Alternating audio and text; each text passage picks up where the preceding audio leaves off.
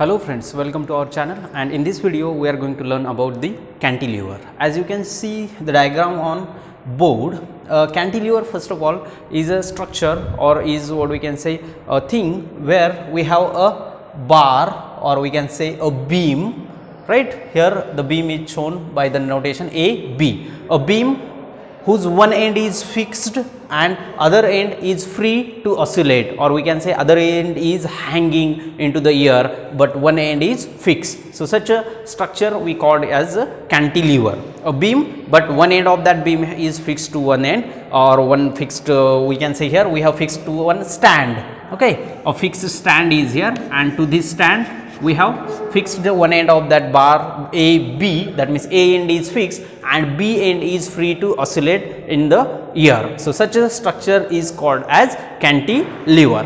So, by using this cantilever here actually we have to find how much will be the modulus, moreover the Young's modulus of material of this beam. Okay, as you have seen in the previous video, we have calculated the modulus of rigidity by using torsional pendulum. Similarly, here we have to find one of the force constant, and that is Young's modulus. That means what?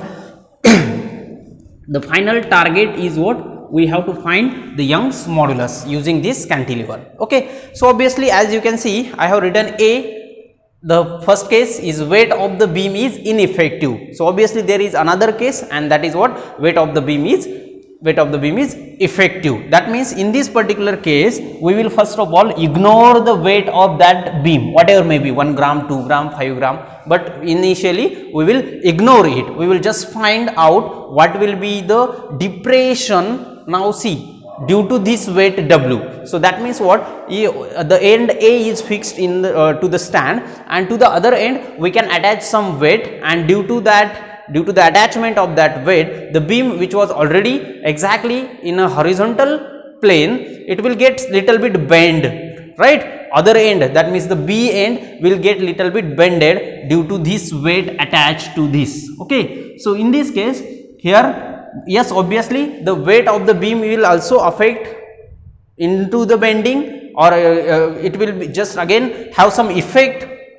of itself, means weight of it into the bending. But in this case, first of all we will consider the weight of the beam is ineffective. That means the weight of the beam does not affect on the bending. Okay, in second case we will see what exactly happens due to the weight of beam. Okay, right. Now, so for that purpose again we will just see the diagram. AB is the beam. Initially it was exactly in horizontal plane, okay, because we have ignored the weight. Okay, its length is L, and due to the attachment of weight W at end B, the beam is now depressed and the point B is now shifted to the B dash. So, this particular thing we called as depression. This YB is called as depression. Okay, so depression means here the beam has bended in downward direction. We call it as depression. Okay, now so just forget about this AB. Now, due to the application of weight, the beam is now this one is new structure of the beam is like this curved structure, right? That means our beam is right now in a position of A B dash. Okay, now among that curve, let us consider the smaller portion PQ. Let us consider a smaller portion PQ, right, which makes an angle theta at center of curvature, we can say O, and radius of curvature is R. Radius of curvature is R. Okay, so this is what we have considered for our observation purpose. Now again the arc PQ. So let us consider the central point of that arc PQ, and that central point is at a distance x from the fixed end A. Okay, the central point of arc PQ is at a distance x from the fixed end A. Okay, that means whatever we will find, first of all we will find for this length of the beam x, length x, and then we will generalize it for length L. Okay, right. Now obviously here we have applied some force on this point, and therefore the beam is depressed, and now the new position of the beam will be this one. Okay, right. Now if we want, we can talk it as capital X, we can say it as capital X, and this new point now it is x prime or x dash. Okay, right. Now this depression YB, that is what our first target. Once you got the depression, then just rearranging we can calculate the Young's modulus, no problem. Okay, right. Now, so for that purpose, we have to just use the definition of bending moment. Okay, as we have seen in previous case, how will be the bending moment of the beam. So if we are talking about a beam with Young's modulus Y, if we say the Young's modulus of the beam is Y, now capital Y is the Young's modulus, and if I suffix G is the moment of inertia of the beam, right, Ig is moment of inertia and Y is the Young's modulus, okay, then the bending moment, it is denoted by bending moment, it is denoted by M. The bending moment of the beam M can be written as Yig divided by R. We will name it as equation number 1. Yig divided by R. This is what? Bending moment. Y, Young's modulus, Ig, moment of inertia of the beam, and R is the radius of curvature. Right? Now, once you got the bending moment, we know that this bending moment takes place because of the applied weight. Whatever weight we have attached to the end B, due to that only there will be the bending in the beam, and then only the question arises about the bending moment. Okay, but obviously that the bending moment has to be counterbalanced by some other moment. That bending moment has to be counterbalanced by some other moment, so that beam will have some elastic property and it will get bent. Otherwise, if we go to the stiff material, if you attach the weight, then it will just have break, it will break. That is what we can call as the stiff materials, but it is an elastic material. We have considered the beam of elastic material, and this bending moment will be counterbalanced by some moment, and that is called depression moment. Okay, so if we talk about this point, if we just talk about this point, and W is the weight attached to the point B, then due to this weight at this point, what will be the depression moment? It is simply weight into the length, weight into length. So how much will be the length of this particular thing? This particular thing. Okay, right. So this actually, this much is the bended part, more bended part we can say. So this effective length, this will be the length, and on which we have attached this much weight. So W into length. So what will be this length? L minus X will be the length, and how much is the weight? Weight is W. So therefore we can write the depression moment, but the depression moment, but the depression moment we know it is simply, I will write weight into length, W into L, but L means not total length of this particular portion. So how much will be the length? L is total length minus X is the length of that particular portion about which we are talking, how this much is bended. Okay, right.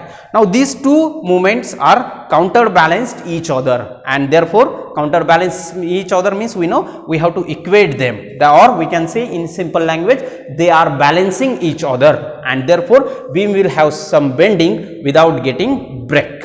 Okay, right. Now we can say these we can write or we can directly say these are counterbalanced to each other, right? So bending moment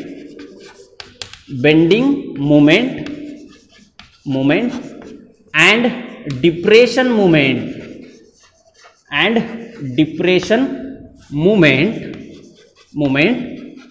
counterbalances each other,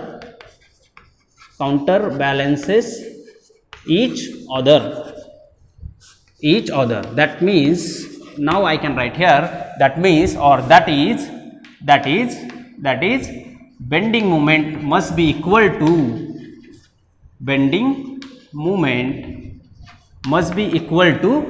depression moment. That is what the meaning of counterbalance, right? Depression moment, or they are just balancing each other.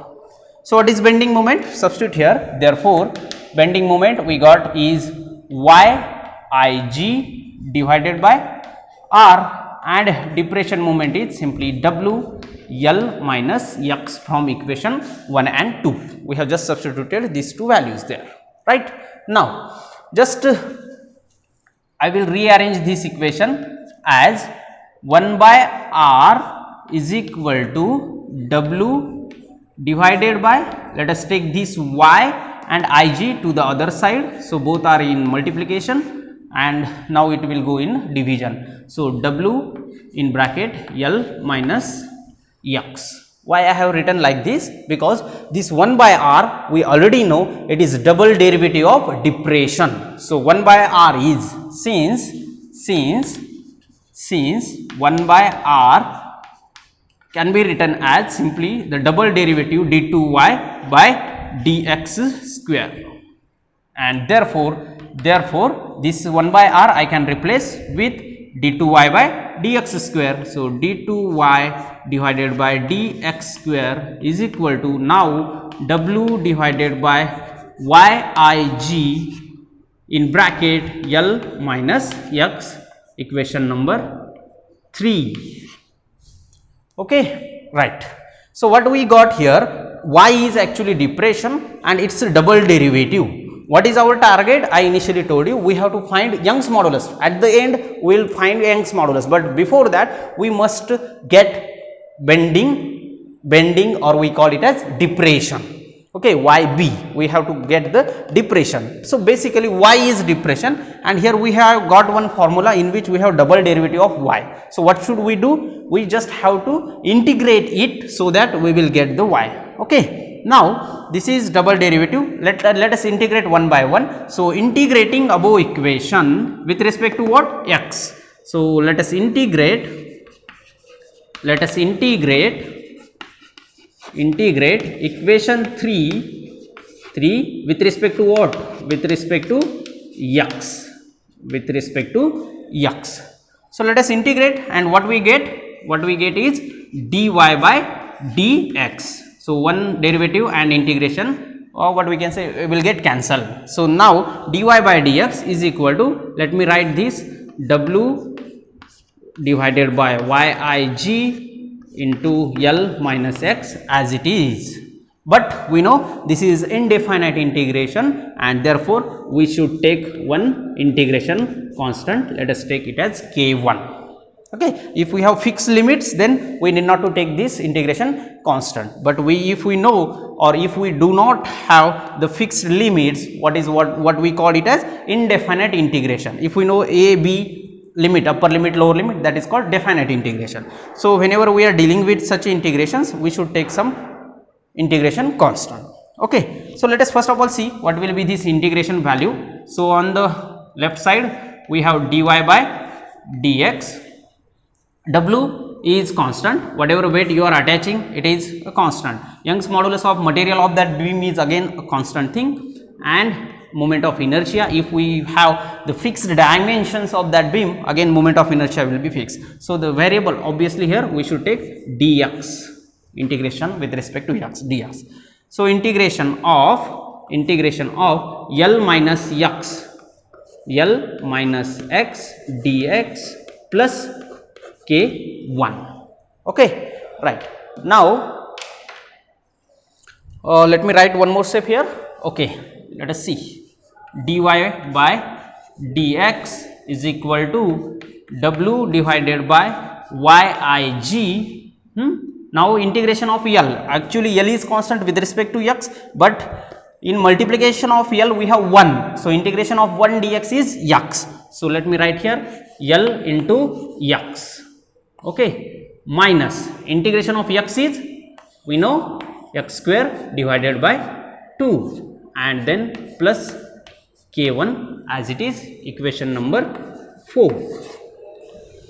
Okay, so here what we got is dy by dx. Now it is rate of change of depression. It was already double derivative. Okay, now we got we are close to our depression. We got now dy by dx. But this is what something not getting digested by us. We just want to find its value, and then we will substitute here, and that will be the final dy by dx. So how to get the integration constant? So to get the integration constant, we have to apply the boundary conditions. Whenever you are dealing with such equations, you have to find the integration constant using boundary condition. So what will be the boundary condition? Now see here, if I substitute x is equal to 0, x is equal to 0, right? That means this point will shift to this, means x is equal to 0 means what we are talking about? We are talking about point A, which is fixed end of the beam, and due to the application of weight or whatever you do, this A do not have any depression, point A do not get any depression.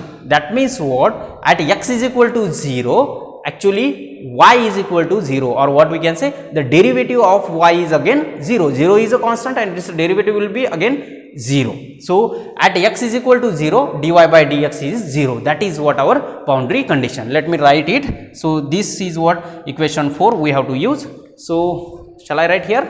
Okay, I will use this portion. So what is boundary condition? Do you remember what we got the boundary condition? Boundary condition we found is that at x is equal to 0. Okay, so why we require this boundary condition? To get the value of k1, that is what our integration constant. So boundary condition,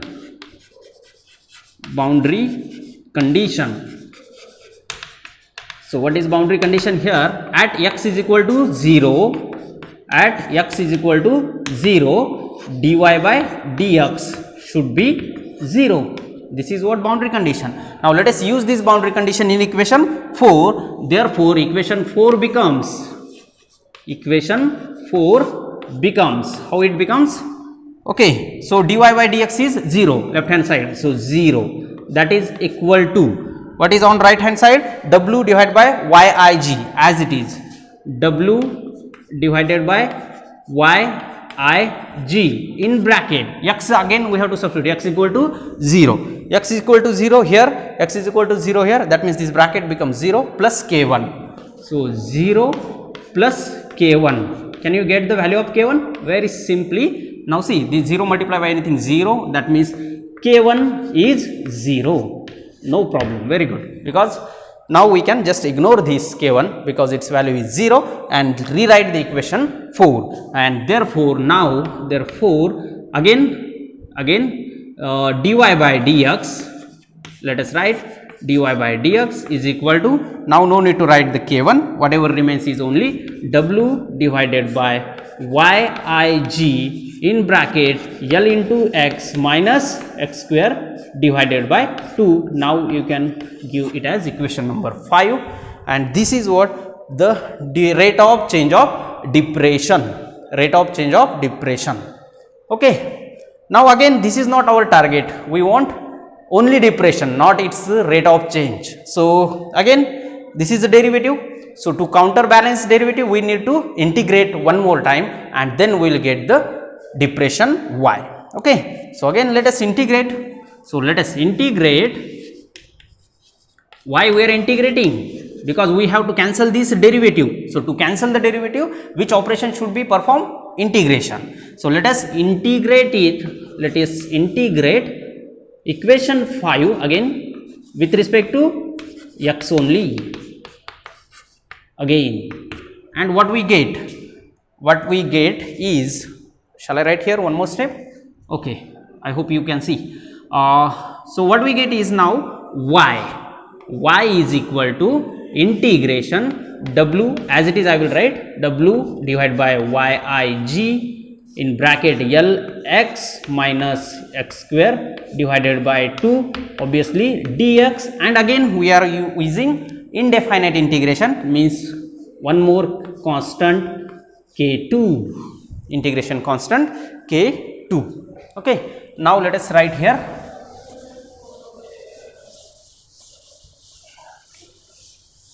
So now we got the depression y, but again one more thing is not digesting us, that is the k2, right now. So let us take the integration first of all, and then we will see what we have to do with the k2. So y is equal to W by W divided by capital Y, Young's modulus, Ig, moment of inertia, as it is. Again, see, this L is again constant, but integration of x is x square by 2. So let me write in a square bracket, L x square divided by 2 minus, already it was x square, so its integration is x cube divided by 3, but in the denominator already 2, 3 into 2 6, so integration will be x cube divided by 6, x cube divided by 6, right? And obviously now no need to write the dx, but the constant k2. Okay, right. Now again name it as equation number 6, and let us talk about this k2. Again we have to use the boundary condition. At the boundary condition, initially we know initial boundary condition at x equal to 0, dy by dx is 0, but at x is equal to 0, y is again 0, y is also 0, therefore the derivative of y is becomes 0 or y becomes 0, therefore again we have to use the boundary condition. So let me write directly now, the boundary condition is at x is equal to 0, the y also 0, and therefore now this equation 6 becomes, equation 6 means y is equal to w divided by yig, but not y, because y is 0. Yes, here we should write 0. We are substituting this condition in equation 6. So y is equal to 0 w, and here x, that means obviously 0 minus 0 0 plus k2, again this implies k2 is equal to 0. You might wondering that even though k1 and k2 both are 0, why you are taking this? But no, that has to be taken. In this particular boundary condition, in this particular case, we found that both the integration constants are 0, but not necessarily always they are 0. Okay, so that is what the method to solve differential equation, right? Now, so let us substitute this k2 here and rewrite the equation, and therefore finally what we get is y, that is depression, is equal to w divided by yig in bracket, what is that, L x square divided by 2 minus x cube divided by 6. Now no need to write k2, k2 is 0, so directly we will name it as 7. So what is this? This is actually depression of beam, but where we have considered depression of beam of length L, of length x only, not we have talked about whole length. So depression of beam of length x,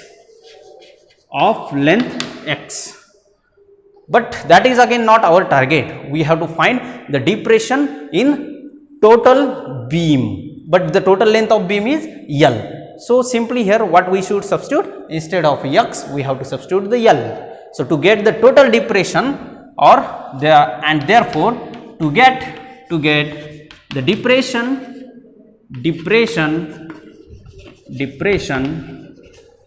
for the beam of length L, total length of the beam is L, of length L, let us put x is equal to L in equation 7, let me write here only equation 7, in equation 7. So what we get is therefore y. Now when we say that L is equal to x, that means we are talking about this point. Are you getting? We are talking about point B, not this point x. Up to this we can write, if we want we just have to substitute like this, we can write it as yx means depression at point x. But now for the total length we should substitute this x is equal to L. So x is equal to L means we are talking about the extreme point of the beam, and the extreme point of the beam is B, right? So we can write it as y suffix B, that means now this will be the total depression of the beam. So let us write, or let us substitute, what we have to substitute, Lx is equal to L in equation 7. So W divided by Yig, right, in bracket L is equal to x. So x into x square, Shall I write x cube directly? X cube divided by 2 minus x cube divided by 6. Now what is that? X cube divided by 2 minus x cube divided by 6, it is x cube divided by 3. So shall I write directly here? So w in the numerator x cube divided by, in the denominator we got 3 y I g, and this is what we can say the depression of the total beam, depression of the total beam, more or depression of the point B. Depression of the point B means we are applying weight at point B, and due to this W weight, this point B is shifted or depressed to B dash, and how much is the depression? This much is the depression. We will name it as equation number 8. Equation number 8 represents the depression at point B. Okay. Now this is what depression, and if we want to find the Young's modulus, what is the next? Simply rearrange and we can get the Young's modulus of the beam. Okay. So let us rearrange to get the Young's modulus. So how we can write? Therefore we can write the Young's modulus from equation 8. Just rearrange the equation 8. This was O point. So rearranging equation 8 for what? To get Young's modulus. Young's modulus. So let us rearrange. That means simply we have to take this capital Y to left side and this small yb to the right side. That's it. So what we get is formula y is equal to wx cube as it is. Sorry, not x cube. Actually, we have to write the L cube, right? L cube. Once you substitute this x is equal to L, this will be L, this will be L, sorry, and this will be L, right? And then this will be L cube divided by 3y. Now this y is small, or we can write first of all ig, 3ig, and y suffix b. That y suffix b represents the depression in the beam. W, how much weight you are attaching. L, what is the total length of the cantilever. Okay. Ig, moment of inertia, and yb is depression. If you know all these things, then we can easily find the Young's modulus of a material or beam, or we can simply say of a cantilever, right? Now let us see two small cases, special cases, or one of the special case where this Ig will have some specific value. The case first we can see is of if the beam is rectangular, right? So not necessarily the beam is having the same or the similar shape every time, right? If I am talking about the rectangular beam, but if you are interested with the beam with circular cross section, then also okay, you can do the same experiment, you can do the same derivation and get the value of y of a rectangular or a circular cross sectional area beam. Okay. So case first we can say, the case first is what? If beam is rectangular with breadth b and thickness d. Okay, let us consider a rectangular beam with breadth b and thickness d. Then we know the moment of inertia Ig will be always bd cube divided by 12. This already we know when we are talking about a beam of length L and breadth b and d is the thickness, then the moment of inertia at the center will be bd cube divided by 12. Okay. Now if we substitute this value here, then and therefore in this special case we have y is equal to now w L cube, L is the length of beam, 3, what is Ig value? Ig is bd cube divided by 12 into yb, depression remains as it is. Now you can simply write y also instead of writing b. Now, so 3 4s are 12. Now this 4 goes to numerator, and this gives you the value y for a rectangular beam is 4w L cube divided by b d cube into y. This is for a rectangular beam. This is w L cube. This is for a rectangular beam. Okay, right. Now for second case, case second is for a circular cross sectional area beam. Circular cross sectional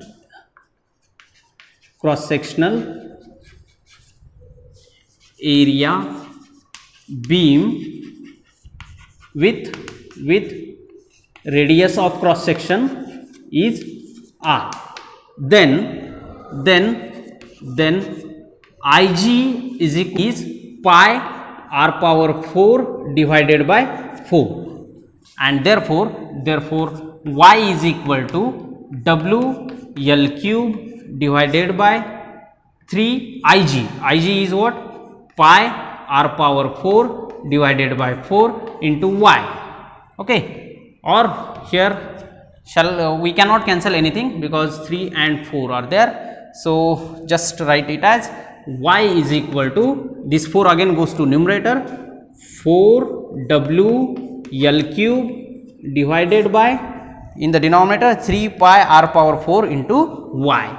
3 pi r power 4 into y. So this is what the Young's modulus if we have a beam of circular cross sectional area. Circular cross sectional area beam means it is a rod, cylindrical rod we can say, right? And here what we have seen in the first case is the rectangular cross sectional area beam. Okay, so obviously the shape has been changed, therefore the moment of inertia will be changed, and ultimately the Young's modulus will change, right? So this is what the total, what we can say, concept cantilever, and how to get the depression and how to get Young's modulus using cantilever. This is what we can say general formula, right? Now this is general formula where we can apply, which we can apply for different shapes of the rods or beam. Okay, this is specially for rectangular and this is for a cylindrical rod,